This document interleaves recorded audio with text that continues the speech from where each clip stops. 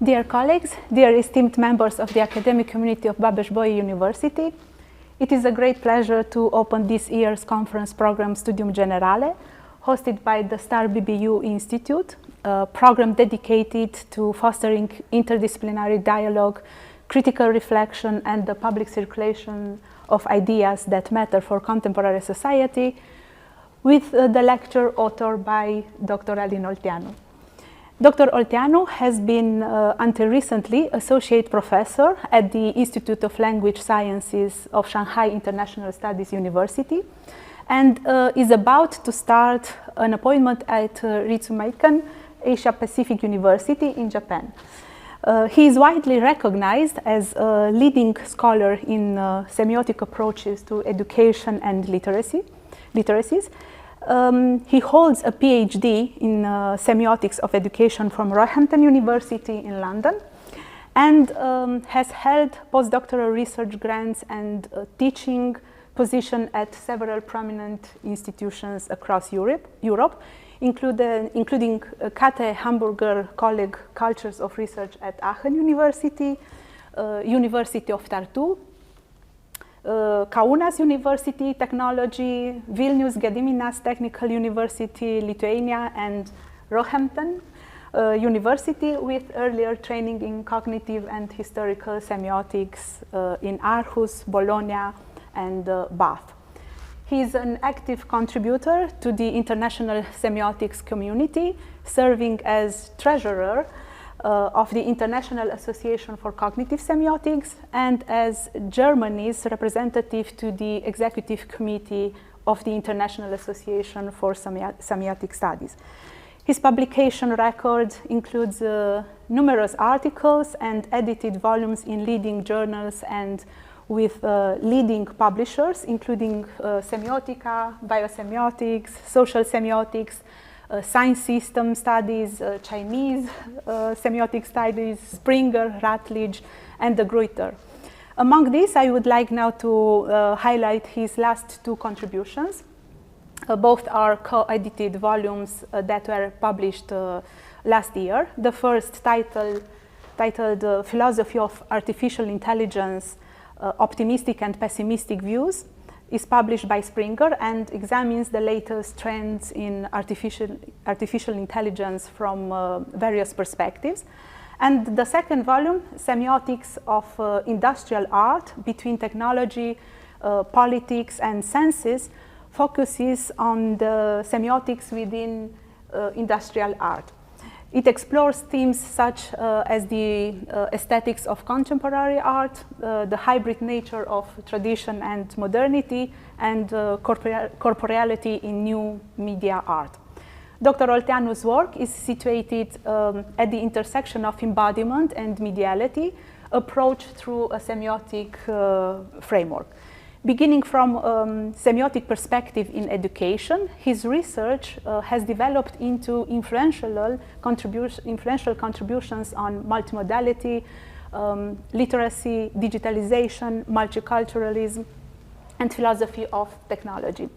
His current research focuses on the social and cultural consequences of digitalization, with particular attention to how communication technologies shape educational practices, scientific knowledge production, and possibilities for sustainable development.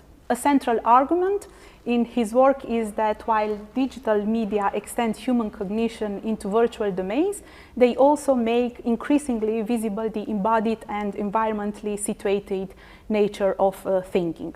From this perspective, communication technologies are not neutral tools, but active mediators that shape how environment, practices, and forms of understanding emerge. These concerns come together in today's lecture, A Semiotic Approach to Language Technologies, Translation as Technological Mediation. So the presentation will be followed by a discussion session, and participants are encouraged to ask questions live via Zoom at the end of the lecture. Please join me in welcoming Dr. Alin Olteanu. Thank you so much, Codruța, for this very kind introduction. I did not know that I did so many things. I'm I'm delighted to be here, and I'm really grateful for very grateful to Babes-Bolyai University for this opportunity. It's really great for me to be in dialogue with colleagues here. As Codruța mentioned, I'm going to present what would be my semiotic approach to language technologies, and I want to advance a concept of translation as technological mediation. And as Codruța mentioned, until recently, I lived for a while in Shanghai, an experience I'm very happy, very grateful about. It's been a great experience. And in Shanghai, I had many opportunities, I had many experiences that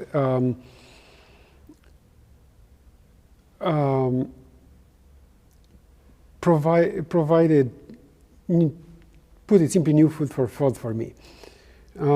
So, for example, one day I saw this sign displayed in a restaurant that you can see on my slide.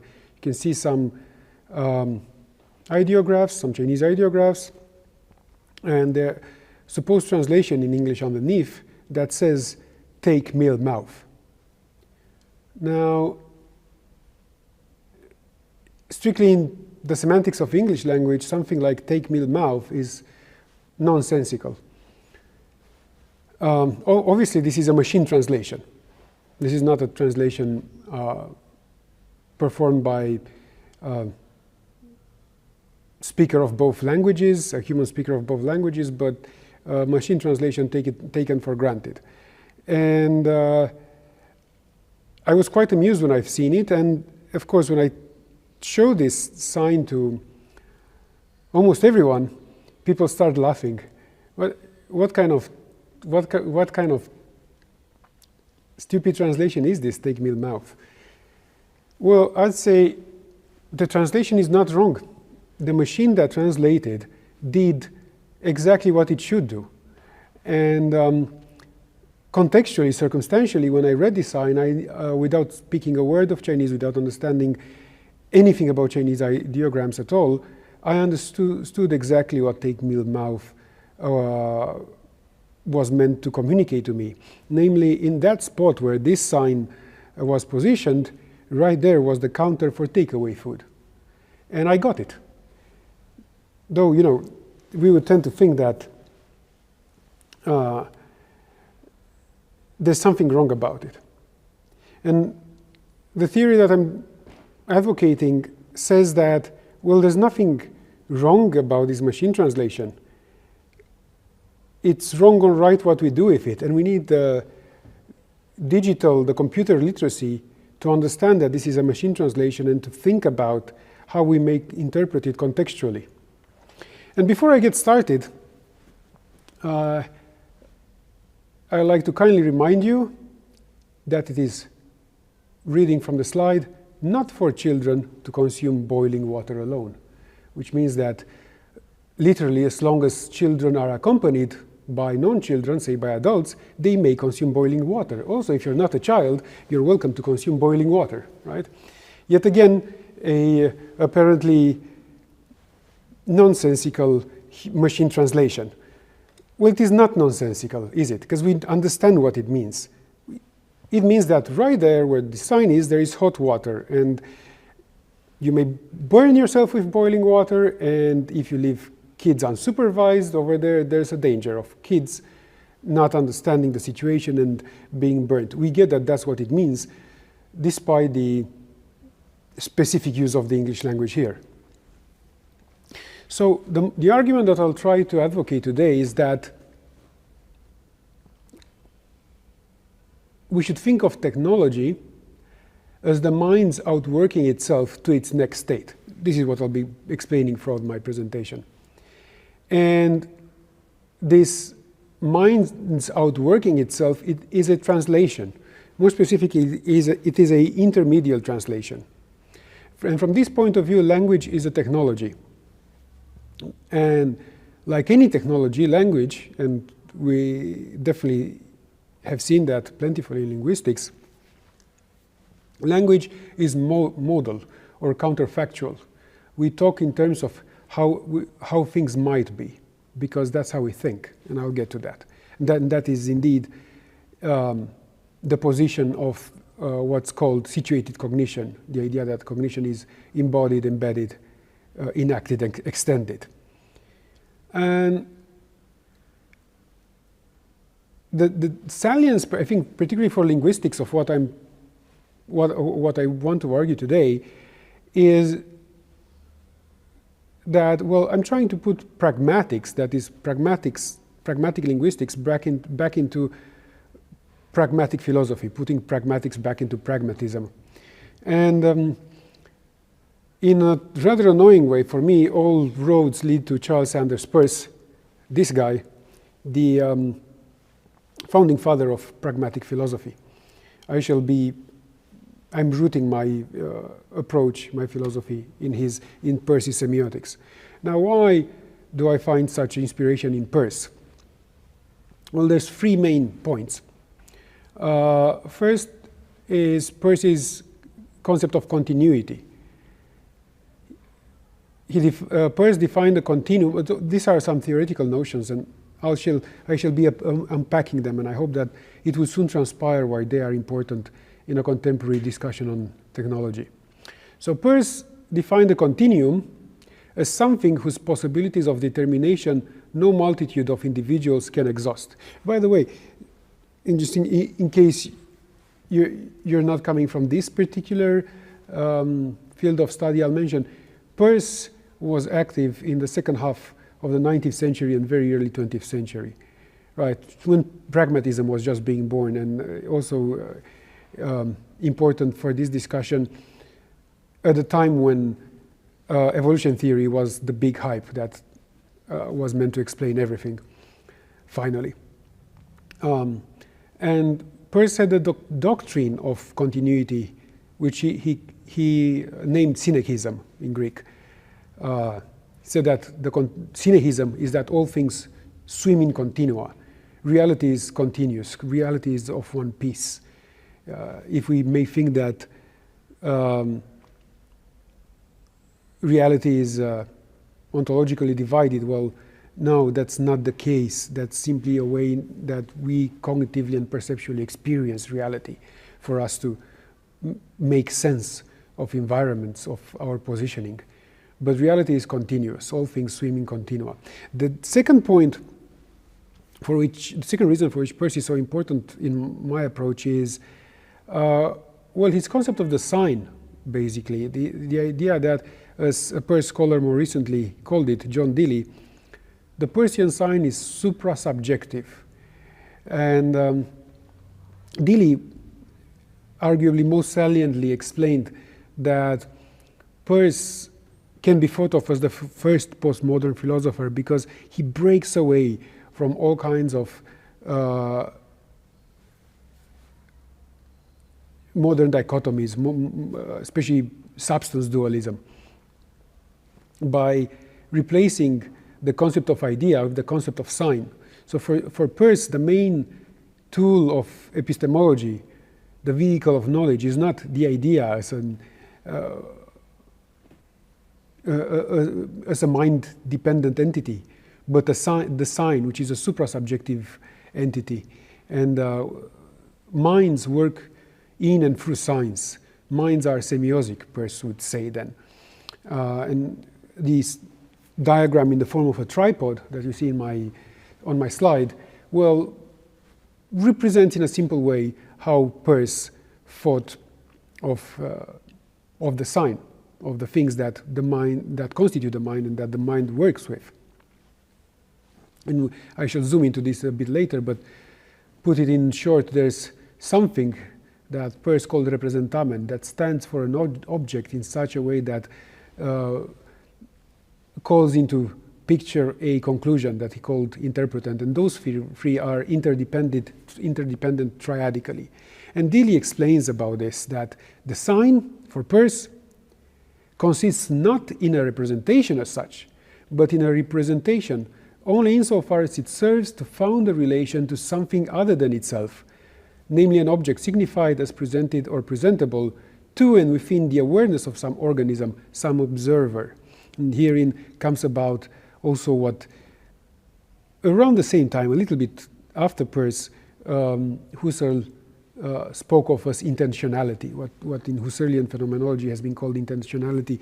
Peirce spoke of as significance. And I think this is, for me, the key to an important question for me and Codruța, that Codruța and I were talking about earlier, the fact that some parts of cognitive science today, especially in the concern of enactivism, are anti-representationalist. And I think that in exactly this way of thinking about the science, there's a way forward. And of course, the third point for which Peirce is important in my approach is, well, Peirce's concept of translation. He didn't speak much about translation. Peirce's concept of translation has been, or how Peirce would think about translation was developed much later, about a century later, first of all by Roman Jakobson, and more recently by some contemporary scholars, among which I mentioned Lars Ellerstrom. The idea here is that thinking in general is a semiotic mediation. All thinking is translation in a sense. And Peirce did mention translation in passing.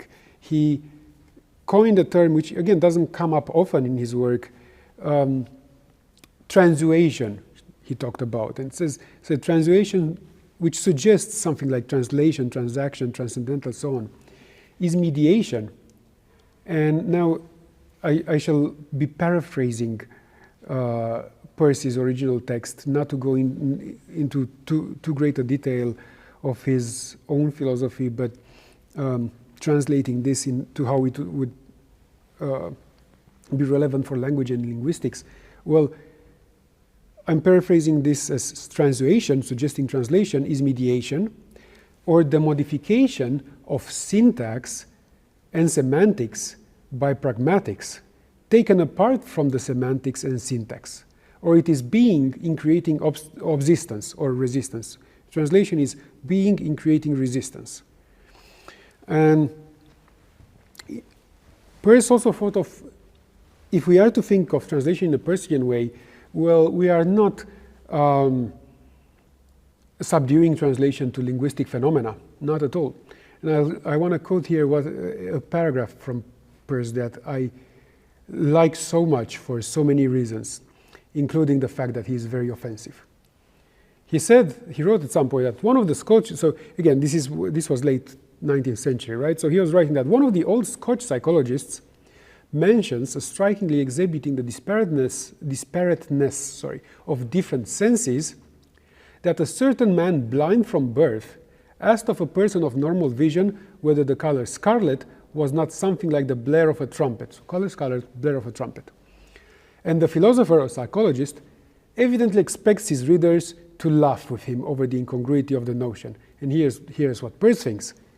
But what he really illustrates much more strikingly is the dullness of apprehension of those who, like himself, had only the conventional education of the 18th century and remained wholly uncultivated in comparing ideas that in their matter are very unlike. It's a very rich quote. He's saying so many things here. And I want to stress two things. It is through intermediate translation that we get insight. When we get to experience a similarity between something like, say, a color and a sound, the color scarlet and the blare of a trumpet, we are having some insight of sorts. It is a meaningful experience. It is heuristic. It is useful. The resulting interpretant is not logically incoherent only because in the premises we are bringing up different types of sensory experience. The other point is that the scholars of his time in psychology and philosophy, Peirce argues, were not managing to think of inferences, of logical inferences that bring together various types of sense perceptions because of how they were educated. And namely, there's a point to be made here, I would say, about media history. The fact that education and indeed modern culture have been unfolding overwhelmingly in the monomodal, singular-moded medium of print, of the printing press. So for Peirce, inferences can be multimodal and non-linguistic. Insight stems from intermediate translation, such as sound and color in this example, which leads to this criticism of modern education, which, as some contemporary media scholars like John Hartley explain, within that modern history of public education, unfortunately, rationality or the goal of enlightenment has been confused with the medium of print. Now I shall move on to mark a couple of ideas that I think are very useful, ideas coming from Charles Peirce that are very useful in thinking of the current technological revolution, especially matters of, well, what we're calling artificial intelligence.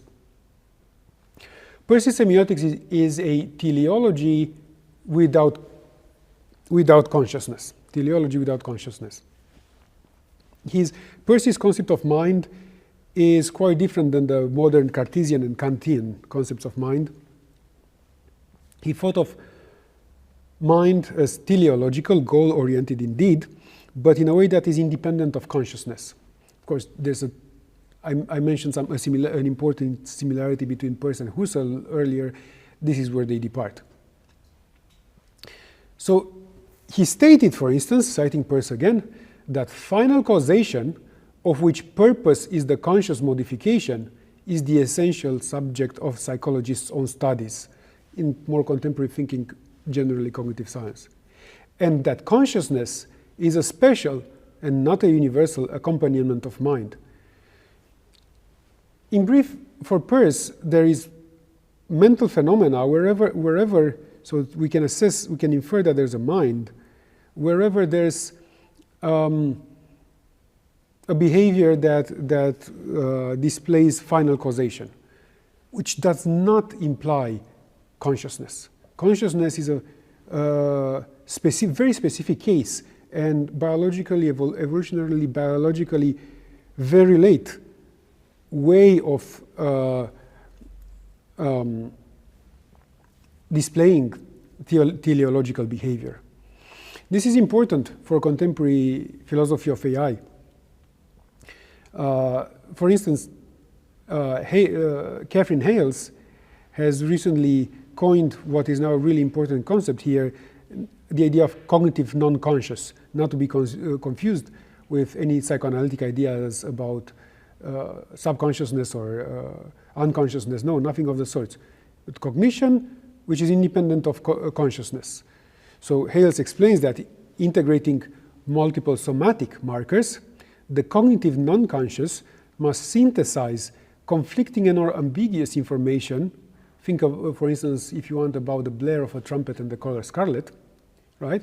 Conflicting and ambiguous information to arrive at interpretations that may feed forward into consciousness. They may feed forward into consciousness, emerging as emotions, feelings, and other kinds of awareness, upon which further interpretive activities take place. And now I want to zoom further into Peirce to explain that, to argue that this idea of teleological mind that is independent, mind is teleological but independent of consciousness, is indeed not just accidentally useful for thinking about human-machine interaction in the age of AI and so on, but Peirce really could be considered an avant-garde thinker of external perspectives on the mind. So consider this citation here, where he is still talking about causation. He gives the following example. A psychologist cuts a lobe of my brain, and then when I find I cannot express myself, he says, "You see, your faculty of language was localized in that lobe." No doubt it was, and so if he had filched my inkstand, I should have not been able to continue my discussion until I had got another. Yea, the very thoughts would not come to me. So my faculty of discussion is equally localized in my inkstand. Right? Right, so what he's saying here is that an inkstand, in this example, the inkstand and the brain, the brain lobe, stand in the same relation to mind. Right? The phenomenon of mind relates in the same way to the inkstand and to the brain lobe. He goes on to conclude, inkstand and brain lobe have the same general relation to the functions of mind. And this is indeed what later Clark and Chalmers, when they defined the external mind theory, this is what they call the parity principle, that if there is something aside the organic animal or aside the brain that is functioning as if it would be cognitive, it's cognitive. Simplifying a bit the parity principle. So inkstand brain lobe here. And also this idea in Peirce also enables to collapse an old dichotomy between user and tool, which again contemporary philosophy of technology is onto. And now I explained the main ideas I'm taking from Peirce to look at language technologies, and I want to explain what is my issue with the mainstream ways in which we're thinking of language technologies. The main problem is what's called glottocentrism or language centrism, the idea that language is the best, if not the only medium for logical inference, that language, that we think through and through in language and in not many other modalities. And if we do, other modalities put us at risk of logical error. And also it would be the idea that language constructs worldviews, right? That we live within the possibilities, the semantic and syntactic possibilities of the languages we speak. But that is an unfounded claim, which unfortunately has defined much of the history of linguistics in the past century. So glottocentrism, I see, underpins two fallacies in what regards language technologies. First is that human languages and machines are distinct ontologies, which supposes vitalism. And if this were the case, how can we explain the interfacing of language and technology? It's a type of substance dualism. It's the Cartesian question about how mind relates to body transposed to language. The second fallacy is, well, what glottocentrism really stands for. How do we think logically outside language? So it's been that history of that modern history dominated by print, I would say, that has inculcated imaginaries that equate intelligence or learning or rationality with linguistic competence. You may know, for instance, the idea was undermined about half a century ago by William Labov, when he showed that what in education is assessed as linguistic competence has little to do with logical coherence. And you can see on my slide here a screenshot I took from the European Commission's website that talks about language technologies. And I think these fallacies are displayed in this language of technology policy. The text, for instance, argues that quoting, language technologies enable machines not only to read, analyze, process, and generate human language, but also, thanks to recent scientific advancements, to bridge the divide between human communication and machine understanding. Well, that's circular, isn't it? It literally says that language technologies enable language technologies. How is that to help me? Then it continues, since language serves as the fundamental medium for human interaction, here we go, glottocentrism, language centrism, Language technologies have gained immense importance across various industries and applications, from translation and localization to customer support, healthcare, media creation, and marketing. I think that Peirce would react to this text like he reacted to those psychologists that did not understand how argumentation can be multimodal. And then the text goes on to explain what is needed to develop language technologies, and it's of comically circular because the first thing supposedly it's language data. Well, what is language data?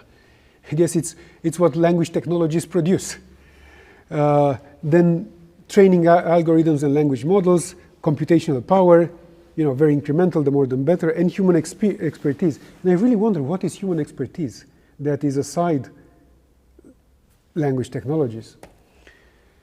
Well, the point that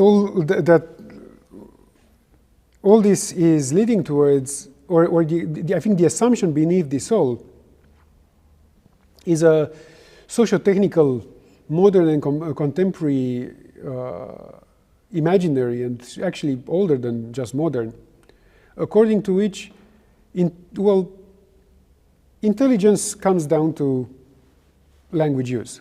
And as such, what is currently the AI hype is a rush for a conversation partner. I think of all our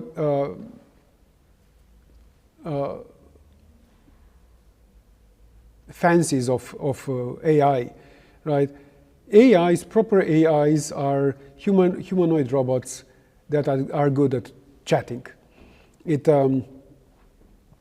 Think if you want about all the cyberpunk genre, the famous Blade Runner presents to us AIs in the form of interlocutors, humanoid robots that speak. The second Blade Runner emphasizes the linguistic dimension by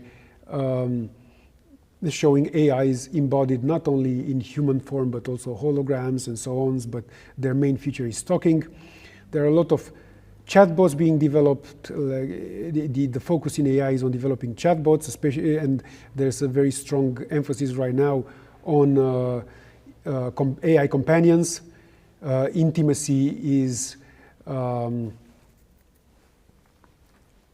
delegated to AI chatbots. Replica is a very known app of the sorts. Crush is a newer one. And I think very telling is the relatively recent movie Her by Spike Jonze, where the AI is nothing but a voice. The AI's companion, which is one of the movie's protagonists, played by Scarlett Johansson, is not embodied in any kind of way. It is simply a voice, a talking voice.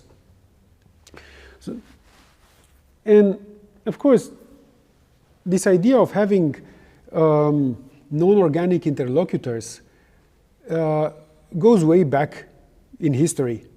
We have a long history of imagining interlocutors. Again, tribute to my experience in Shanghai. Being there, I read only in English, of course, because I wouldn't understand any version of Chinese. I have been reading Qu Yuan, and I'm obviously going to cite Qu Yuan is a classic ancient Chinese poet. I even forgot right now. I think in our counting of time is 1st century BC, if I'm not mistaken. If I am mistaken, it's somewhere around there. So more than 2,000 years ago, surely. And I'm going to cite from this poem from Qu Yuan, translated as The Mountain Spirit, which goes like this. The lady of the mountains is fragrant with polia. She drinks from the rocky spring and shelters beneath the pine trees. My lady thinks of me, but she holds back, uncertain. The thunder rumbles, rain darkens the sky. The monkeys chatter, again, it's important, right? So something which is not entirely human, monkey, chatters. Apes scream in the night. The wind soughs sadly, and the trees rustle. I think of my lady and stand alone in sadness. There's 2 points to be made here, or 2 points that I made, I think we can say allegorically here. One, so what's literally happening here, how we're meant to interpret this, is that where there's a guy talking to a rock, and the rock is the lady of the mountains, right? The lady is the rock. So he's talking to an inanimate interlocutor, AI if you want, right? And then there's eroticism. I was quite amused to read that in this genre of poetry, mentions of rainy and foggy weather is euphemism for sexuality, which is an important point, right? In many of the examples I made earlier, intimacy with the interlocutor is there, right? It's present. The same in something that for us, an example that for us here in Europe is more familiar, I guess. Well, that's what we get in the myth of Pygmalion. Consider how Ovid in Metamorphosis relates this myth. Referring to Pygmalion, Ovid wrote that ingenious as he was, he made a creature more beautiful than any girl on earth, a miracle of ivory in a statue. Okay, so far so good. I mean, so far nothing really outrageous. So charming that it made him fall in love. Okay, he falls in love with the ivory statue. And here it becomes really bewildering, I think. He goes like this: her face was life itself, and yet too modest to permit advances which showed his art and artful touches in it. So not only is the statue a better interlocutor and a better intimate partner than any other woman for Pygmalion, but her face was life itself, right? This becomes the new meter for assessing life, the inanimate statue. And they kiss and they speak and all this stuff. Now, it's a funny thing. You probably are familiar with the concept of uncanny valley, which, forgive my slide, was not, I don't know how come I made this error, was not coined in 1957, but in 1970 by Mori, to explain this idea that, for a good while, the more a robot is similar to the human, the more affinity we tend to feel towards the robot. But there's a certain point where the robot really starts being similar in looks, in behavior, with the human, that then humans experience an uncanniness. It freaks us out. Whoa, why is it so similar? How come, her face was life itself? But then as it becomes even more human-like, where really it becomes like a human person, well, we stop experiencing that uncanniness. Now, we're looking for interlocutors. We're looking for inanimate or inorganic, better put, inorganic stuff that talks to us like us, but in the way we want them to talk to, right? Why is an AI companion supposedly better than a non-AI, an organic companion? Well, because while the AI companion should speak in a way that feels indeed human-like, it will also say the things that I really want to hear, unlike the unpredictable human. And so we're looking for interlocutors, because we live in a very glottocentric imaginary, language-centric imaginary. And glottocentrism comes with many issues that have been discussed quite a bit. I really like how Susan Petrilli, in inspiration of the same Charles Peirce, who will keep on coming about, explains the problems with glottocentrism. It implies also phonocentrism, ethnocentrism, anthropocentrism, and it is founded really on a naive rationalism. I'm not going to go into these details now. But I want to bring the discussion of glottocentrism within the questioning of transhumanism and perhaps also posthumanism. The philosopher Steve Fuller, quite known for his transhumanist views, has observed recently that, well, there's a problem with with imagination in philosophy of technology. He explains that a broad church of natural law theorists, he says, phenomenologists, evolutionary psychologists, whatnot, believe that humanity can be identified with the biological species Homo sapiens, whose brains have remained largely the same for the past 40,000 years, resulting in a robust conception of human nature. So, and then he goes on to talk about all the major, or most of the major philosophers of technology, and he mentions Dreyfus, Searle, Floridi. Says that their vision of human nature is pure syncretism. It is a pastiche of mid-18th century European imagination updated for today. So kind of the targets of Percy's criticism earlier, right? The guys that can't understand that the cold scarlet and the blare of a trumpet can be brought together in one coherent argument.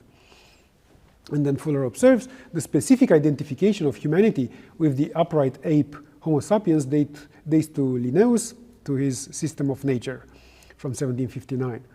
So there's a point here that Fuller does not like the fact that we define humanity, or this, and why does that matter? Because whatever is human is a subject of human rights. That's the point here. That's what's at stake. So he takes issue with the fact that we define humans based on path dependency. You know, there's a distant past, but a concrete point on evolutionary scale, the upright ape. Everything that comes from that is human, and only what comes from that is human. Now, the tendency in transhumanism, like in Fuller, is to scrape path dependency altogether and to think, well, we're only defined by our cyborgian becoming, by our future becoming. I would say that it's both. We are defined by our path dependency from whatever, but also at the same time through our cyborgian becoming. And in Peirce, this spells out as a relation between representant and interpretant. And we become through how technologies extend minds. Right? Think of the relation of the instinct and the brain to the mind. And I also want to note something that doesn't come in Fuller's interest or attention, that uprightness or bipedalism was necessary for phonetic articulation. The mutation that allowed for speech production in hominins came about because of our upright bipedal position. So now I want to think again about Chu Yuan's poem and about Pygmalion and Galatea and all that. Well, we have a new vantage point, right? Explained very well by Klaus Gardner and Hippolito in this excellent book from a couple of years ago, The Mind Technology Problem. They make it clear that, well, recently what's going on is that as we design, create, and learn to live with a new order of artifacts which exhibit behavior that, were to be carried out by human beings, would be seen as intelligent. The ways in which we conceptualize intelligence, minds, reasoning, and related notions, such as self and agency, are undergoing profound shifts. So, why does this matter? To go back to my anecdote, is intelligence located in the statue of Galatea, so that Ovid is enabled to write that poem? No, it is not. Or in the fiction, neither is it in the fictional character of Pygmalion. But neither is intelligence located strictly in Pygmalion, or if we are to think in the fictional world of the anecdote, or in Ovid. But in self and agency are distributed systemically within all these elements here. Because we are observing how things have always been. By this interaction with these new type of artifacts, and there are new types of artifacts, chatbots and whatnot.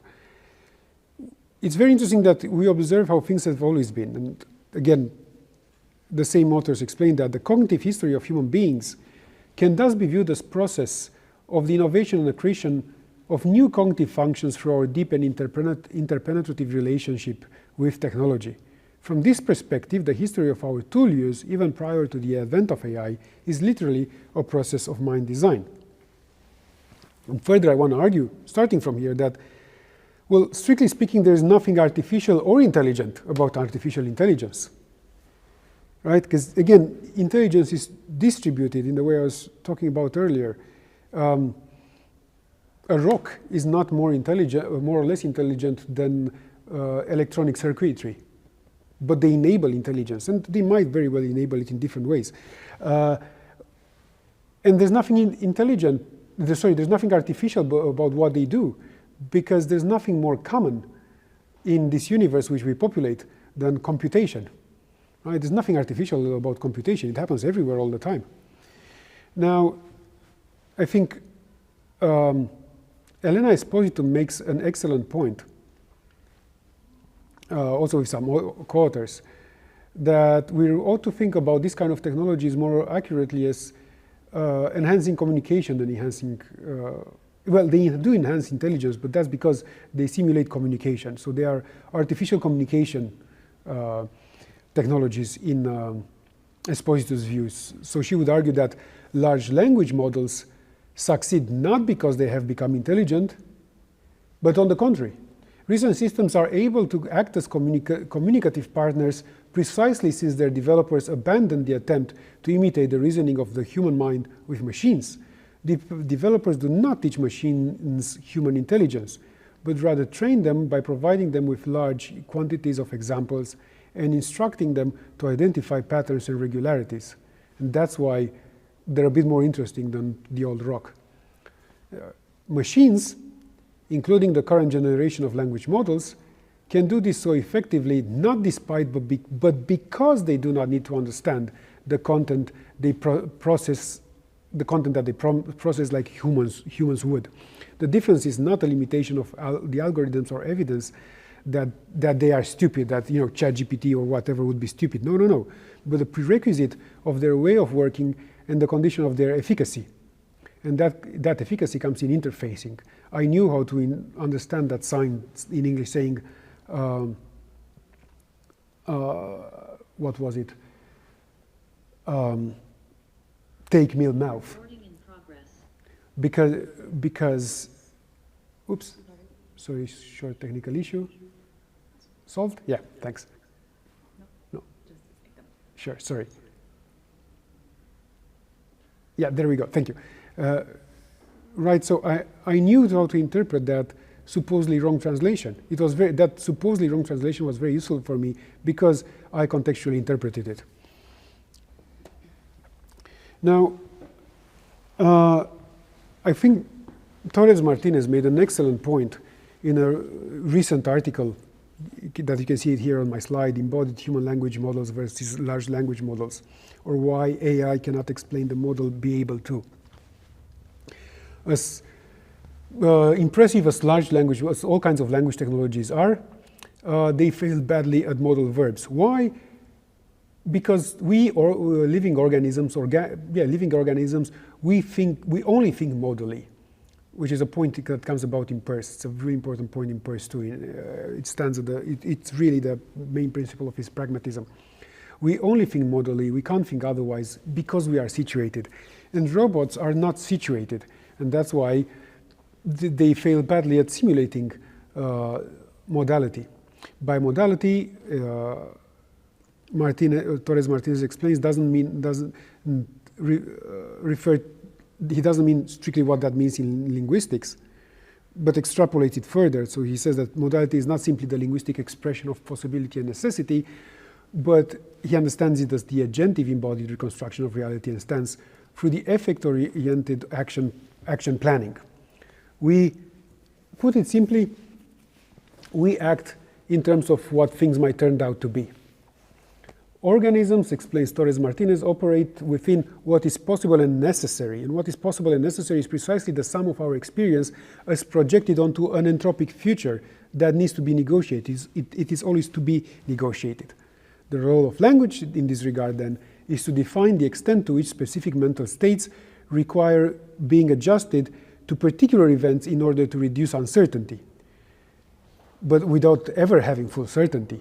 And machines, whatever they simulate in the supposition of perfect certainty. This definition, Torres Martinez continues, benefits from a perspective on modality as a semiotic continuum. So here the Peirce reference implicit in there, where modal words and expressions are not detached from their intentional content, even in the context of language acquisition.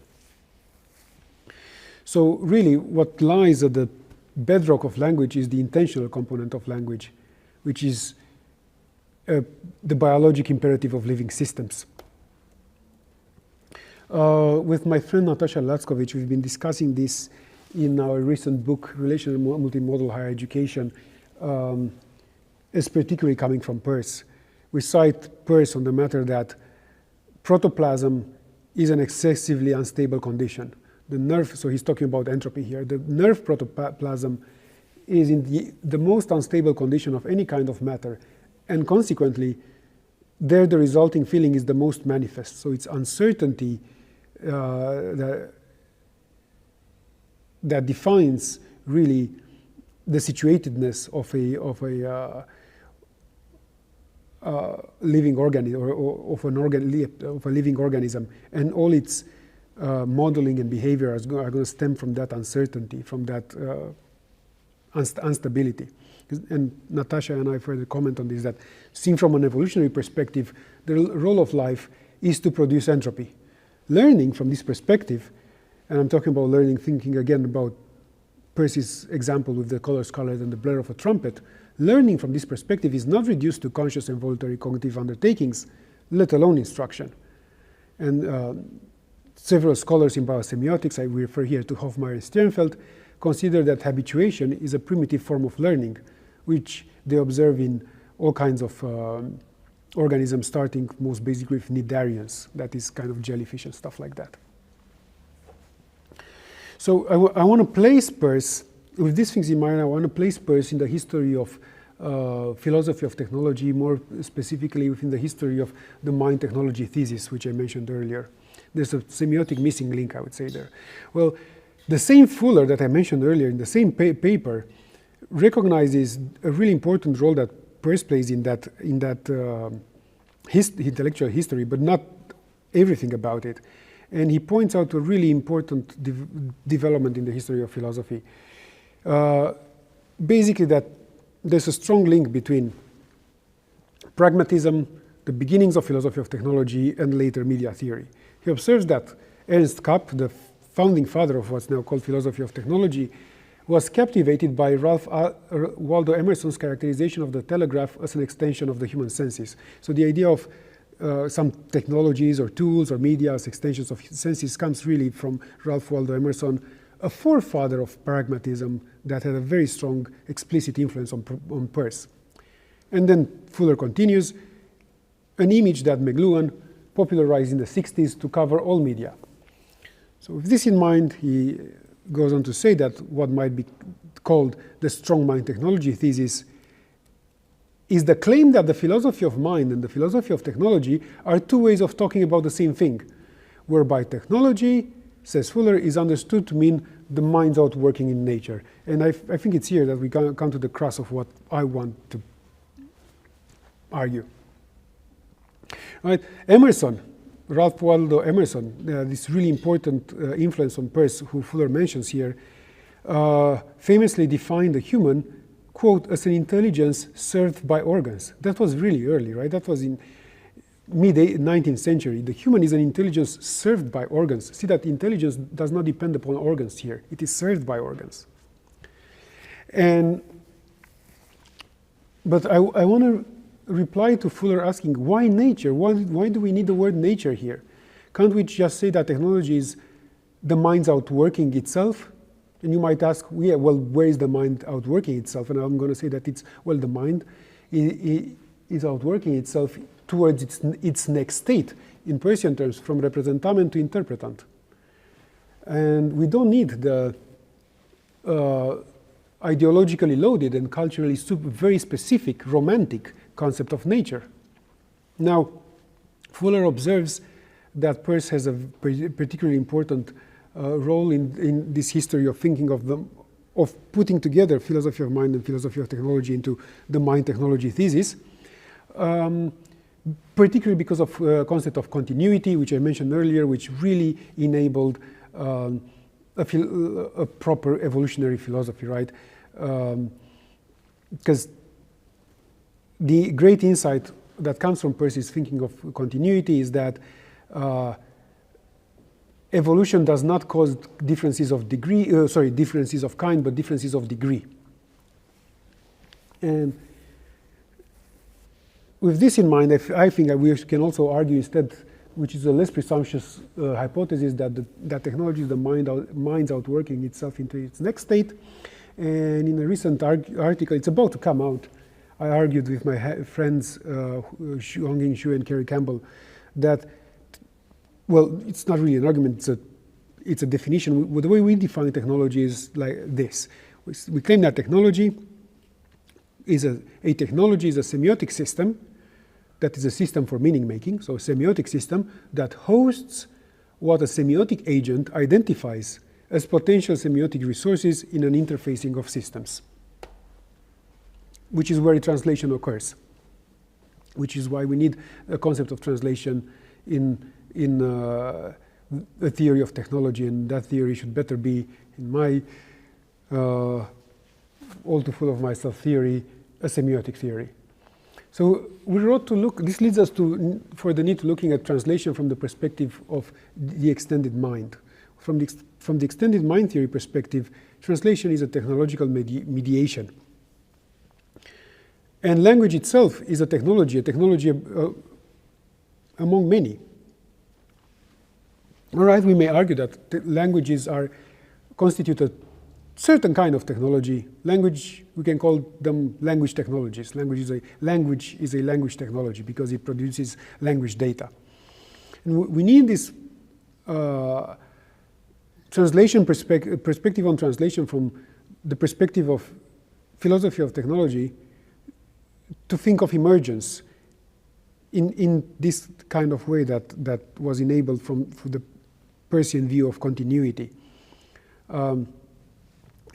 There is one author that recently, I think, really championed the idea, and that's Cobus Marais, who I'm citing here, and further.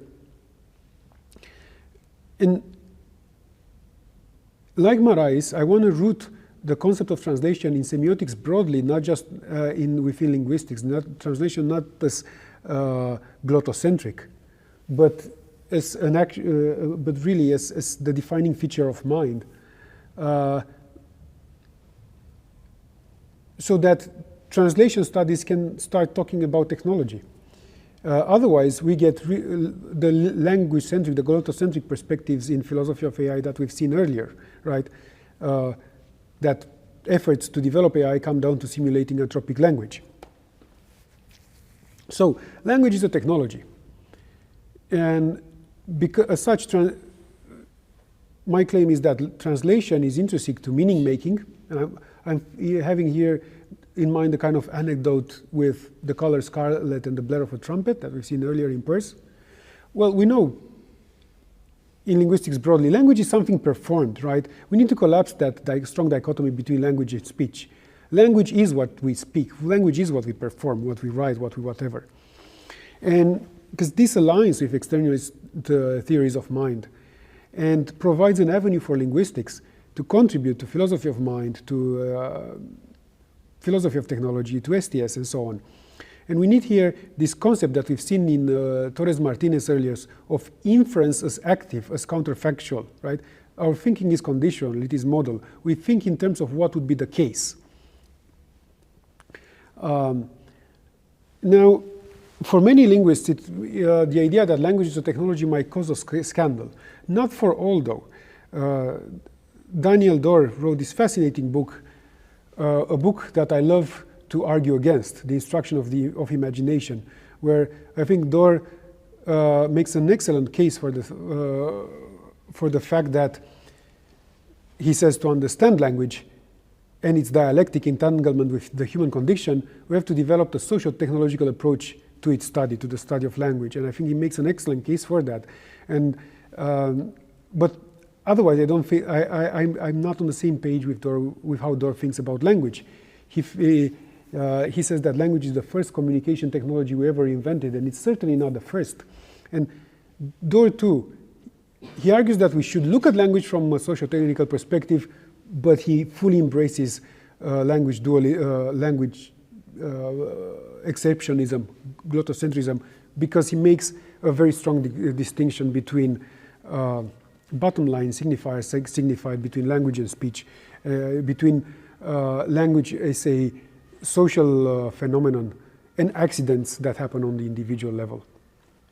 And I think it's pretty clear that if we take an evolutionary view on language, this social phenomenon versus individual accident as subject to cognition, this dichotomy is collapsed, deflated.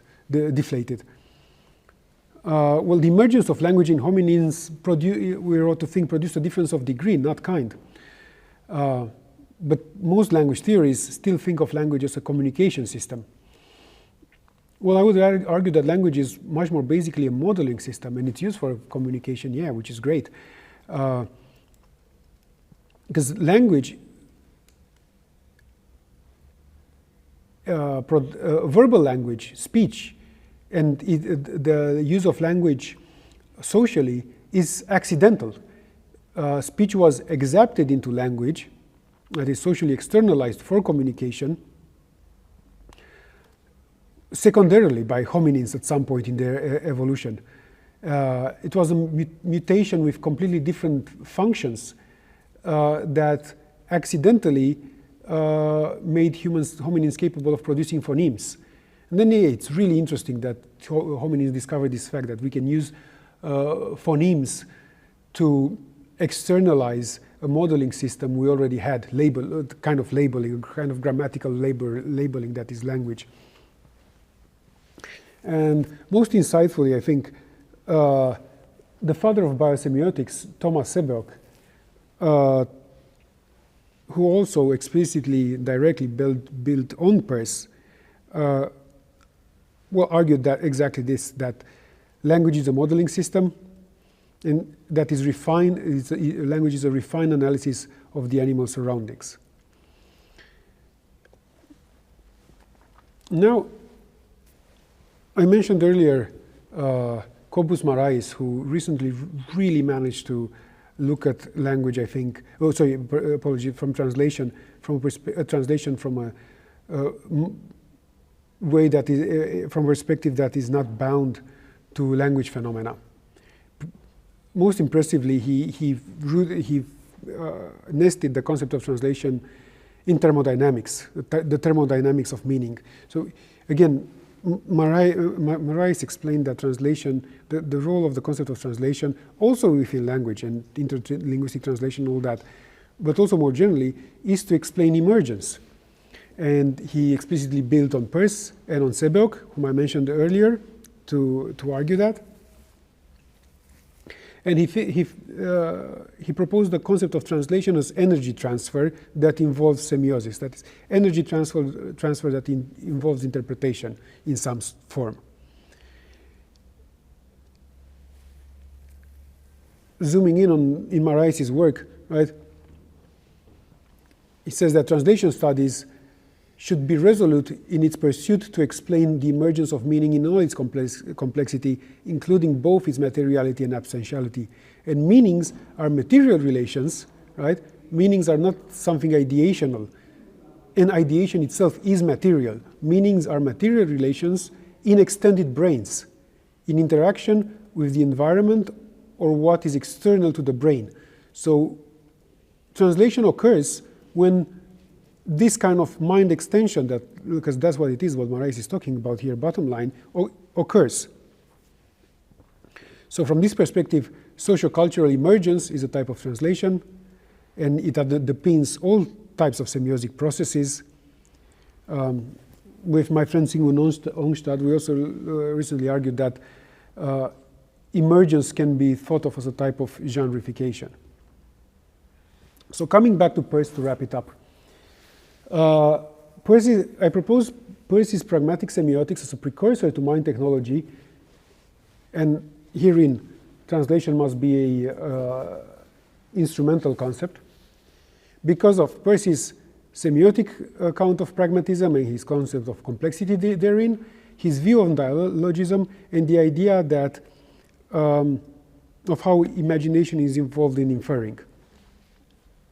Now, I think what a lot of scholars in semiotics overlook is that the point of Peirce's semiotic pragmatism was bottom line to explain complexity. He argued, whether he was right or wrong, it's way beyond me to say, but he argued that, herein we see his motivation. Peirce argued that while a graph with 3 tails cannot be made out of a graphs each with 2 or 1 tail, yet combinations of graphs of 3 tails each will suffice to build graphs with every high number of tails. And this is the reason for why, for which we can think of meaning as a collaboration of 3 elements, not 2, and why 4 would be too many, right? And from here on also comes his view on pragmatism in a way that it's particularly, it's here that we can see the pragmatist roots of linguistic pragmatics. So he will also say that a sign is what we use as a sign, right? A sign, Peirce said, is only a sign in actu by virtue of its receiving an interpretation, that is, by virtue of its determining another sign of the same object. An example of this is, well, I can think about the fact that in the modal tense, in the indicative tense, that I'm in Cluj now, because what I'm really managing to grasp is that I could be in Cluj, exclamation mark. So what I really know is that I could be in Cluj, exclamation mark. And it is safe to assume based on that I am in Cluj in the indicative mode, right? So see here the counterfactual, the modal thinking. This is a precursor to what's currently called active inference and structured counterfactuals and so on. Pietarinan and Beni have recently explained how the basic ideas of the free energy principle and so on, this kind of modal thinking, is present in the Peircean concept of abduction. So, so from this point of view, translation is always interesting to meaning making. When we're thinking, we're translating. And here I'm going back to how Marais is using Peirce's semiotics to think of translation. It says that turning things into objects through a translation process is the most basic form of translation. Right? So for instance, when I'm putting together the color scarlet and the blare of a trumpet. In other words, the representamen, which is matter energy with meaning potential, right, he's rooting this in thermodynamics, is turned into an interpretant, into a conclusion, which could be purely ideational, could be. This relation is a mediated relation because it is based on an object which could be either ideational or matter energy, which means that the whole of the sign process is a translational process in which matter energy and semiosis are entangled. A sign operates through a translation process, which leads to my second point in Peirce dialogism. Well, for Peirce, all thinking is dialogical. Why? Because signs grow. This is what signs do. The fact that signs grow is a definition of science. He explained, Peirce explained that, well, it seems a strange thing that a sign should leave its interpreter to supply a part of its meaning. Right? For Peirce, the interpretant, the conclusion of meaning making is always located in the future. That's why we think that's what it means that we think counterfactually. But the explanation of this phenomenon lies in the fact that, Peirce says, the entire universe is perfused with signs, if not composed exclusively of signs. Signs all over the place. Which leads to a point that in linguistics would be thought of as diachronicity of language. Again, Peirce explains that thought cannot happen in an instant, and he, by the way, I'm pretty sure Peirce gets this idea from St. Augustine. That thought cannot happen in an instant but requires a time is but another way of saying that every thought must be interpreted in another, or that all thought is in signs. Or put it in this way, as I'm becoming who I am, I'm translating myself into the future, right? So as my mind is extending, I am intermediately, as my mind is extending, what I'm doing is I'm intermediately translating myself onto new media. And thinking is always dialogical. Peirce argues thinking always proceeds in the form of a dialogue between different phases of the ego. So that being dialogical, it is always composed of signs. My third point, and again here I have in mind the anecdote with the color scarlet and the blare of a trumpet, is best observed in Peirce's concept of perceptual judgment. Perceptual judgments are these kind of things that we live by, such as I'm in Cluj now, right? From my idea that I could be in Cluj, I can be led to the perceptual judgment that I'm in Cluj, or more simply put, observing stuff around me right now. I know that I'm sitting on a chair. I could also think that the chair is supporting me, and that I'm on top of the chair, and the chair is underneath me, and so on and so on. All these are perceptual judgments. Now, the interesting thing about perceptual, and you have perceptual judgments have propositional form.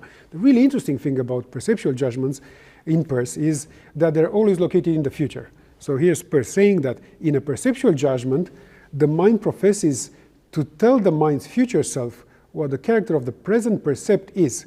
The percept, on the contrary, stands on its own two legs. So you know, this stuff here, and that's the percept. On that percept, I build a perceptual judgment that I'm seated on a chair. Now, the perceptual judgment is always located in the future. So I'm thinking modally. And it is the work of imagination, it's a really important point, that it is the work of imagination to produce semiotic resources, which is yet another name for technologies, simply, from percepts.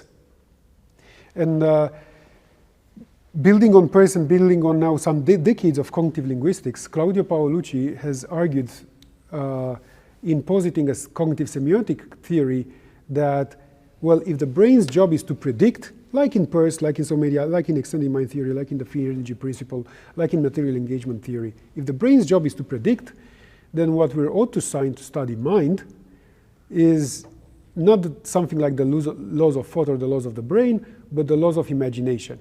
So you should be studying simulation, we should be studying imagination in the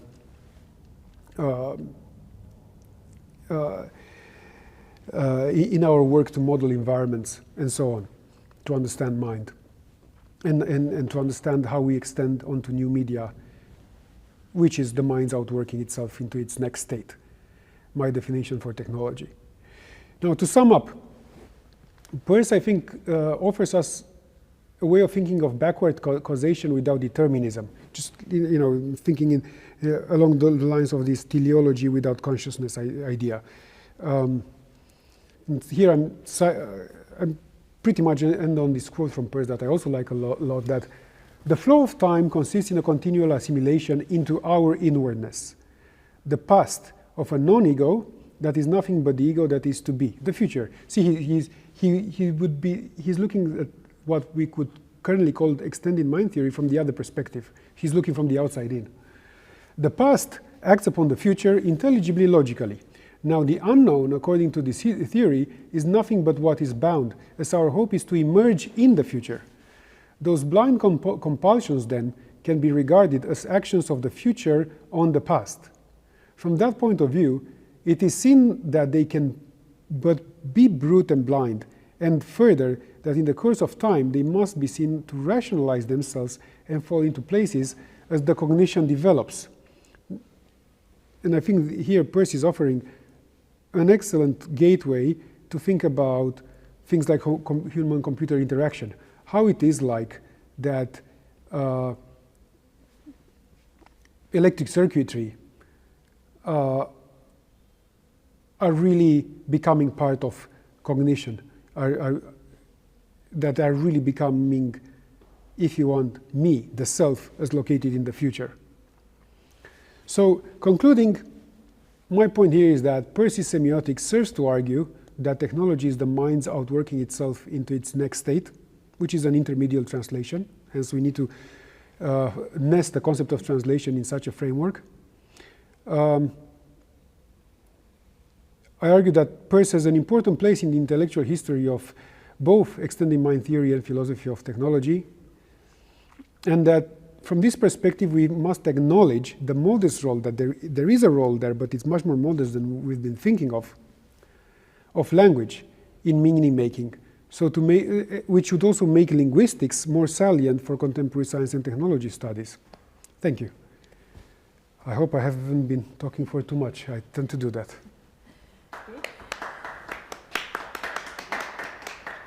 Thank you, Alin, for your detailed and timely presentation. Thank you. We'll now open the floor for questions and discussions. Do we have a question from online? I'm not connected, so we don't have any microphone interference. Oh, I think I'm not connected either. Or am I? Oh yeah, I'm connected. Right. There we go. Okay. So until the audience is ready for questions, I would like to ask a question myself. Thank you. So you suggested that artifacts do not need intelligence in order to communicate meaningfully with humans. How should this insight change the way we evaluate or design language technologies? Right, thank you. That's a question as crucial as it is broad. Yeah, I think I have 2 points to make here. So I think, you know, I'm not saying that, oh, the rock really is talking back to me. Oh, ChatGPT really gets to know me. Stuff like that. No. I can still make the difference between organic and inorganic, conscious cognition and non-conscious cognition, and so on. And I don't think that inanimate energy matter cognates. I really think it doesn't on its own. But now I'm led to my second point. So on the one hand, they have the extended mind theory perspective, which is also the point in media studies, in McLuhan's media theory, and not only, right, that mind extends onto new media. It's actually, and I take that as a definition for mind. This is what mind does. I think that this is how Peirce thought of mind. Signs grow. Yeah, what do I mean by that? Like, if you take away my computer, I would definitely not be capable of discussing the way to think, the way I'm used to think. I would not be myself. Peirce made that point, you know, for his time. Take away my inkstand, I can't conversate anymore. I can't argue anymore, right? Similarly to how it would be if you take away a lobe of my brain, right? And so there's this, because extended mind theory, and there's not a criticism, it's still an in-out, from inwards to outside perspective. I am extending. Now, I touched upon the fact that in Peirce, in the way Peirce formulated his ideas at times, the perspective was even the other way around, from the outside in, which is, I think, the direction that your question is taking. Yeah, that's right. So I'll start by saying that the really important thing for me here is that, well, we are misled to think of agency as enclosed and located in that very rigid modern concept of the individual, right? Agency is much more spread, distributed than that. Agency is environmental. And I think environmental is really the term that collapses the dichotomy in-out. But now there are some very interesting, I would say, out-in, from the outside-in perspectives on this. But, you know, understanding, I know, my person from the perspective of the computer or something like that. You know, understanding Pygmalion from the perspective of Galatea. Understanding Chu Yuan from the perspective of the lady in the mountain lady, or how is that correctly translated? There is one, and I'll refer to this one theory that I'm a fan of, that, surprise, surprise, by now I'm becoming annoying. It's also a theory rooted very clearly, directly on Peirce's semiotics. And I'm thinking of Lorenzo Magnani's theory which Lorenzo Magnani has termed, I need to remember this correctly, eco-cognitive computationalism. Now the main tenet, the main principle of what Magnani called eco-cognitive computationalism is this.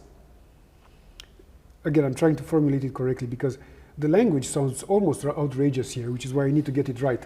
When I started reading Magnani's book on the theory, I thought, I confess that I thought, this is too out there. I'm not buying this. No, a couple of pages in, I was sold.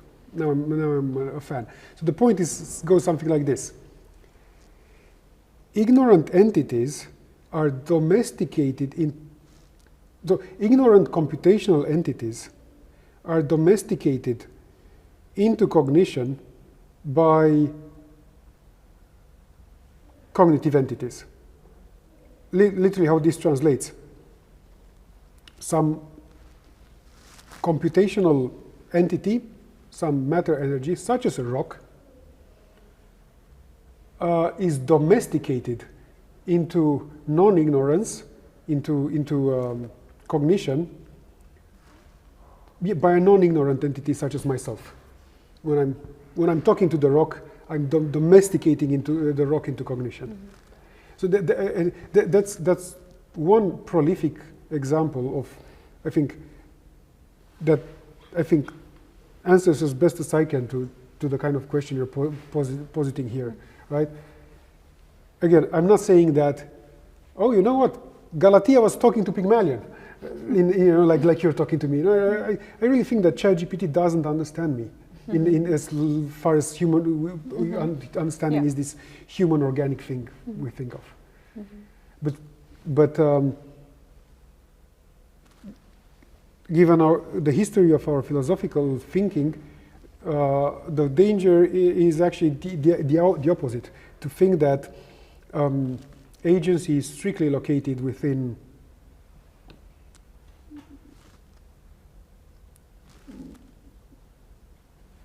what it is that strictly the organ of my skin encapsulates. Something like that. I think that's the fallacy that I'm trying to avoid here, so that we can think of how we relate to say, large language models, technologies that we perceive as speaking to us, and to avoid, because the rationale behind all this theory for me is, I was really impressed with myself, forgive my selfishness, when I read that sign in a restaurant that said, "Take meal mouth," and I understood what it meant. I understood that place where you get something as nonsensical in English language as "take meal mouth" is useful for me. I know that I ought to go there to get my takeaway food, and I got it. And I thought, and I was also thinking, yeah, I think some people will not get it. Well, they need to, because it's a matter of digital literacies or AI literacies or what you want. We need to understand how a large language model functions, computes, so that we can use them for what they are. Right. Sorry, Thank long you. answer. So, do we have a question from the online audience? Yes, thank you very much for your wonderful Yeah. Sorry for the noise. I'd like to ask you something about the way in which you interpret the concept of mediality. And above all, if you distinguish between different media, like the body, like technologies, like languages, and if they serve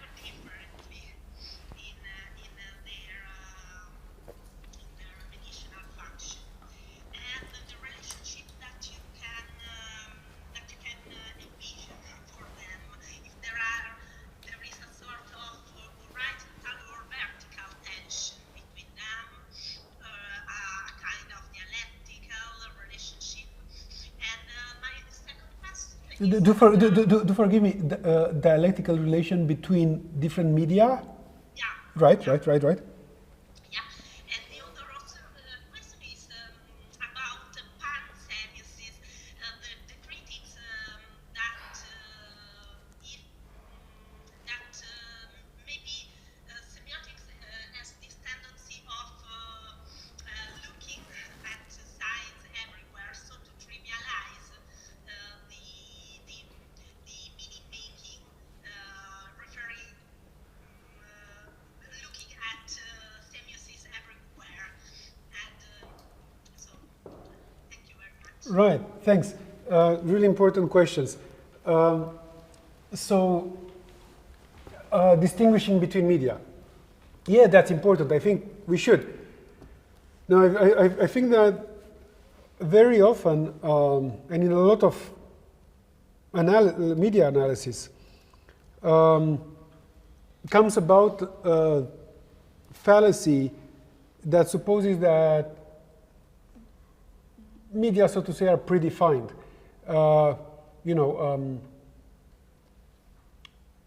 TV is what I see on TV. What is TV? What is broadcasted on a TV channel is TV. But no, the medium of television is whatever is perceived as such, right?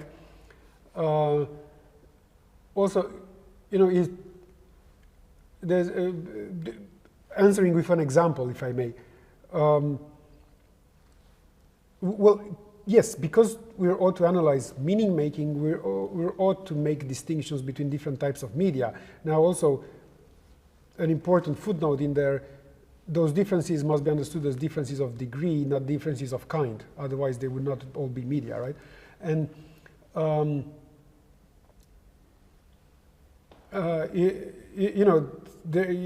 you get.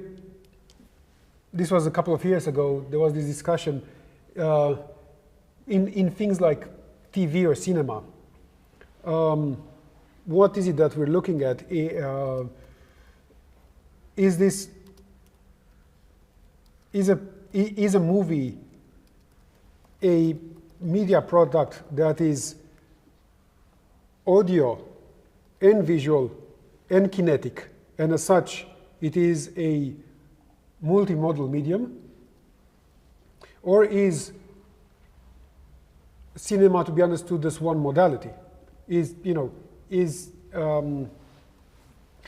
audiovisuality to be understood as one media, or as one medium or two media?